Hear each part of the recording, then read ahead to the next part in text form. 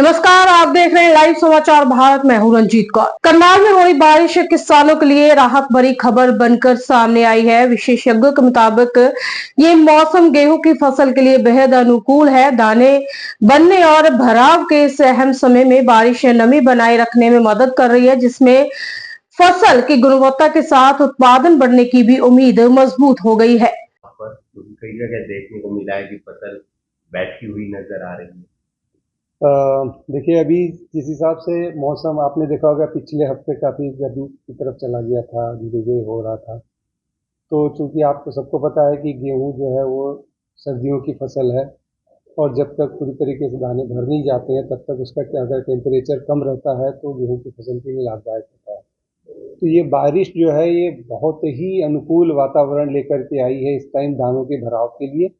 खास करके जो लेट सोन जहाँ थोड़ी क्रॉप्स हैं, जहाँ देर से बिजाई हुई है और वैसे भी जहाँ समय से भी बिजाई हुई थी, उनके लिए भी दाने भरने की प्रक्रिया लगभग चरम पे थी इस वक्त। तो बहुत ही लाभदायक बारिश रही है, फुहार के तौर पर पड़ी है बारिश यहाँ 1-2 दिनों में और तापमान काफ़ी अच्छा हो गया है गेहूँ की फसल के लिए। तो हम सभी आशान्वित हैं कि इससे गेहूँ को बहुत अच्छा फायदा मिलेगा। भराव के लिए अच्छी, मतलब जो तापमान कम हुआ है उसके कारण फायदा जी होगा। जी जी तापमान कम होने से जो दाने भरने की प्रक्रिया होती है, स्टार्च इसके अंदर ट्रांसलोकेट होता है, वो प्रक्रिया बिना किसी अवरोध के चलती रहती है, तो उसमें कोई दिक्कत नहीं आती है, इसलिए वो बेहतर हो जाती है फसल। तो अभी पूरी तरह से दाने भरे नहीं थे गेहूं के। हाँ, दाने भरने की प्रक्रिया मतलब कुछ तो चरम पे थी जो समय से बिजाई की थी और जो देर से बिजाई थी उसमें दाने भरने चल रहे थे, शुरुआत हुई थी, वो दोनों के लिए फायदेमंद है इस समय। तो जो फसल बैठी हुई है सर, कई जगहों पर बिछी हुई है, वहां पर क्या दिक्कत है? अभी ऐसा है, जो फसल थोड़ी सी गिरी है, झुकी है, उसमें मुझे लगता है कि वो समय से बिजाई वाली ज़्यादा रही होगी, उसमें दाने भर चुके हैं लगभग लगभग। तो उनके दानों के मैच्योर होने की प्रक्रिया शुरू हो रही है, तो ऐसे कोई नुकसान की बात नहीं है। और जैसे ही धूप निकल आएगी अभी, तो काफ़ी कुछ प्लांट अपने आप को स्टेबलाइज कर लेता है ऐसी सिचुएशन में। तो मुझे नहीं लगता है कि ऐसी कोई बहुत विशेष चिंता की बात है इस वक्त। तो ओवरऑल बारिश ठीक रही है, नुकसानदायक नहीं रही है। बहुत बढ़िया बारिश रही है और जहाँ हम बैठे हैं यहाँ का तो जो मैं देख सकता हूँ आसपास के इलाकों में बहुत बढ़िया फसल के लिए रहा है ये। इससे काफ़ी सकारात्मक प्रभाव पड़ेगा फसल के जीवन पे। और जो टारगेट रखा गया है, कितना टारगेट है, क्या उसके नजदीक है इस बार? क्योंकि मौसम पिछले साल के मुकाबले कैसा रहा वो आप ज्यादा बेहतर बता सकते हैं। जी, जो टारगेट रखा गया था शुरुआती दौर में वो 119 मिलियन टन का रखा गया था और जो फर्स्ट एस्टिमेट आया है, जो आकलन दिया गया है इस बार गवर्नमेंट की तरफ से, वो 120 मिलियन टन आया है। इसका मतलब कि पूरे कंट्री में फसल की अवस्था जो थी बहुत बढ़िया है और उसको मद्देनजर रखते हुए ऐसा लगता है कि बस रिकॉर्ड प्रोडक्शन दोबारा से होगा। कुछ कहना चाहेंगे किसानों से? बस किसान भाइयों से यही कहेंगे कि आप लगातार नज़र रखिएगा और पानी लगाने की ज़रूरत तो है नहीं, और जहाँ कहीं जल भरा होने की थोड़ी सी, अगर लो लाइंग एरिया है आपका, निचला खेत है, तो वहाँ थोड़ा पानी इकट्ठा होने की गुंजाइश होती है। तो उस एरिया से अगर पानी निकालने का कोई व्यवस्था कर सकते हो तो जितनी जल्दी हो सके उसको कर दें, तो उससे नुकसान बिल्कुल ही नहीं होगा। और आप निश्चिंत रहें, ये तापमान जो है आपके बहुत सारी चीज़ों को बैलेंस कर देगा आपकी फसल के लिए। अगर आंधी तूफान आता तो नुकसान हो अगर हाँ, अगर तेज़ हवाएं चलती, बहुत तेज़ हवाएं चलती तो ज़्यादा नुकसान होने की संभावना थी, लेकिन जैसा मैं देख रहा हूँ कि, और आप सभी देख रहे होंगे कि तेज़ हवाएं नहीं चली और झिमझिम बारिश हो रही है, कोई ऐसी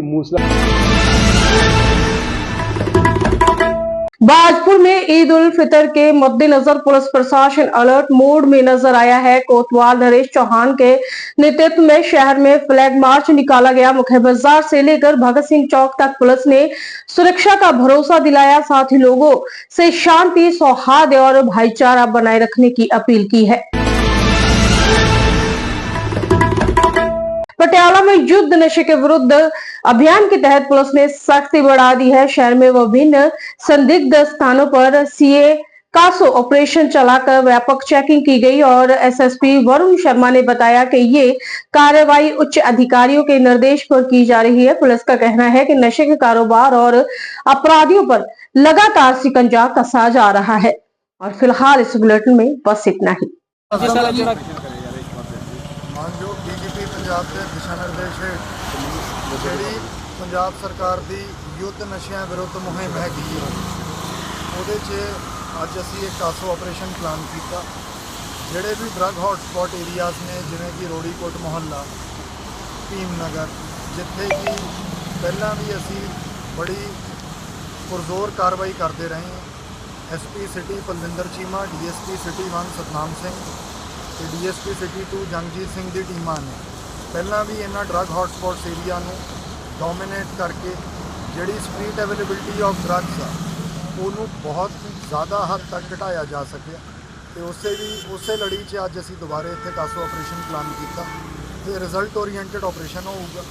ਇਹਦੇ 'ਚ ਜਿਹੜੇ ਡਰੱਗ ਪੈਡਲਰਸ ਨੇ ਉਹਨਾਂ ਦੇ ਬਾਰੇ ਐਕਸ਼ਨੇਬਲ ਇੰਟੈਲੀਜੈਂਸ ਪਹਿਲਾਂ ਹੀ ਜਨਰੇਟ ਕਰਕੇ ਤਾਂ ਕਿ ਵੱਧ ਤੋਂ ਵੱਧ ਉਹਨਾਂ ਤੋਂ ਰਿਕਵਰੀ ਵੀ ਹੋ ਸਕੇ ਤੇ ਅਰੈਸਟ ਵੀ ਹੋ ਸਕੇ। ਸਰ ਕਿੰਨੀ ਫੋਰਸ ਇੱਥੇ 2 ਸਬ ਡਿਵੀਜ਼ਨਾਂ ਦੀ ਫੋਰਸ ਹਾਜ਼ਰ ਹੈ ਤੇ ਬਾਕੀ ਪਟਿਆਲਾ ਪੂਰੇ ਜ਼ਿਲ੍ਹੇ 'ਚ ਵੀ ਸਮਾਣਾ 'ਚ, ਰਾਜਪੁਰਾ 'ਚ ਹਰ ਥਾਂ ਤੇ ਕਾਸੋ ਆਪਰੇਸ਼ਨ ਸਰ ਜਿਸ ਤਰ੍ਹਾਂ ਕਿ ਬਾਰਡਰ ਏਰੀਆ ਉੱਥੇ ਵੀ ਉਹ ਇੰਟਰਸਟੇਟ ਨਾਕਾਬੰਦੀ ਅਸੀਂ ਪਹਿਲਾਂ ਵੀ ਕਰਦੇ ਹਾਂ, ਬਟ ਅੱਜ ਅਸੀਂ ਕਾਸੋ ਆਪਰੇਸ਼ਨ ਸਰ ਬਾਰ-ਬਾਰ ਇਹੀ ਜਗ੍ਹਾ ਕਿਉਂ ਆਪਰੇਸ਼ਨ ਦੀ ਮੁੱਖ ਮੰਨੀ ਜਾਂਦੀ, ਕਿਉਂਕਿ ਹਰ ਵਾਰ ਇੱਥੇ ਹੀ ਹੁੰਦਾ ਆਪਰੇਸ਼ਨ ਪ੍ਰਸ਼ਾਸਨ ਦੇ ਵੱਲੋਂ। ਇਹ ਬਿਲਕੁਲ ਮੈਂ ਇਸ ਗੱਲ ਨਾਲ ਸਹਿਮਤ ਨਹੀਂ ਹੈਗਾ ਕਿ ਬਾਰ-ਬਾਰ ਇੱਥੇ ਹੀ ਹੁੰਦਾ। ਹਰ ਵਾਰੀ ਲੋਕੇਸ਼ਨਸ ਅਸੀਂ ਚੇਂਜ ਵੀ ਕਰਦੇ ਹਾਂ, ਪਰੰਤੂ ਕਿਉਂਕਿ ਹਿਸਟੋਰੀਕਲੀ ਇਹ ਏਰੀਆ ਡਰੱਗ ਪੈਡਲਰਸ ਦਾ ਇੱਕ ਬਰੀਡਿੰਗ ਗਰਾਊਂਡ ਰਿਹਾ, ਇਸ ਕਰਕੇ ਇਸ ਏਰੀਏ 'ਤੇ ਅਸੀਂ ਖਾਸ ਸਰ ਇੱਕ ਵੀਡੀਓ ਵਾਇਰਲ ਹੋ ਰਹੀ ਹੈ ਕੱਲ੍ਹ ਦੀ ਪੁਲਿਸ ਮੁਲਾਜ਼ਮ ਦੀ ਵਿੱਚ ਉਹ ਦੇਖੋ ਜੀ, ਉਹ ਇੱਕ ਤਰਫਾ ਜਿਹੜੀ ਆ ਆਪਾਂ ਗੱਲ ਨਾ ਕਰੀਏ। ਉਹਦੇ 'ਚ ਡੀਐਸਪੀ ਸਿਟੀ 2 ਦੀ ਡਿਊਟੀ ਲਾਈ ਹੈ। ਜੇਕਰ ਕਿਸੇ ਮੁਲਾਜ਼ਮ ਦੀ ਕੋਈ ਵੀ ਅਣਗਹਿਲੀ ਸਾਹਮਣੇ ਆਈ